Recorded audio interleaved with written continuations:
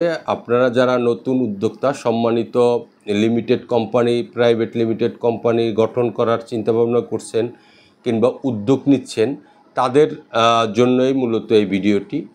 আপনাদের সবার একটা জিজ্ঞাসা থাকে যারা নতুন কোম্পানি গঠন করতে চাচ্ছেন তাদের যে পরিশোধিত মূলধনটা কি। প্রাইভেট লিমিটেড গঠন করতে গেলে পরিশোধিত মূলধন, এই পরিশোধিত মূলধনটা কি?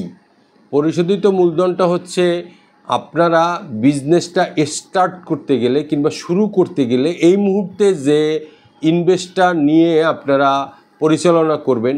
যেমন আমরা বলে থাকি যে কজন ডিরেক্টর শেয়ার হোল্ডার থাকবেন তাদের পার্সোনাল এবিলিটি কিংবা এই মুহূর্তে কোম্পানির যে খরচটা এখন বর্তমানে আপনারা যেটা নিয়ে স্টার্ট করতে চাচ্ছেন আমরা ওটাকেই পরিশোধিত মূলধন বলি।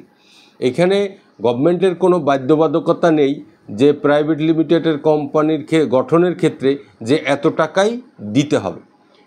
এখন আপনারা গঠন করতে গেলে আপনাদের এত বেশিও দেয়া যাবে না, যেটা হচ্ছে যারা নতুন কোম্পানি গঠন করতে চাচ্ছেন কিংবা প্রাইভেট লিমিটেড নতুন উদ্যোক্তা তাদের আসলে এইভাবে যারা পুরোনো অনেক দিন বিজনেস করেন তাদের হিসাব আলাদা, কিন্তু যারা নতুন ইনভেস্টর স্টার্ট আপ বিজনেস করতে চাচ্ছেন তারা শুরু পর্যায়ে তাদের হয়তো ইনকাম ট্যাক্স ফাইলও ওপেন থাকে না, তারা নতুন একটি কোম্পানি গঠন করতে চাচ্ছেন হয়তো 2-4 জন মিলে। তো দেখা গেল যে এই পেইড আপ ক্যাপিটাল হঠাৎ করে বেশি দিয়ে ফেললে পরবর্তী বছর গিয়ে যখন আপনি হোয়াইট মানি কিংবা আপনার এই ইনকাম ট্যাক্স ফাইলে হিসাবটা দিতে যাবেন তো দেখা গেল যে আপনি মিলাতে পারবেন না। এজন্য যতটা কম রাখা যায়, যেটা দিয়ে আপনি শুরু করতেছেন এই মূলধনটাই আসলে এখানে ইস্যু করতে হয়। তো পেইড আপ ক্যাপিটালটা আসলে শেয়ারটা ইস্যু।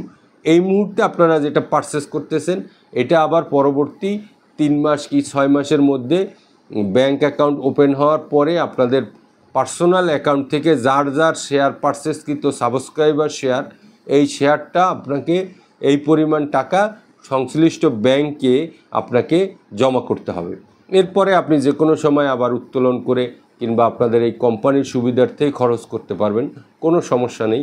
কিন্তু অথরাইজ ক্যাপিটাল হয় বেশি, যেটা হলো টার্গেট মানি, আর যেটা পেইড আপ ক্যাপিটাল সবসময় কম হয়।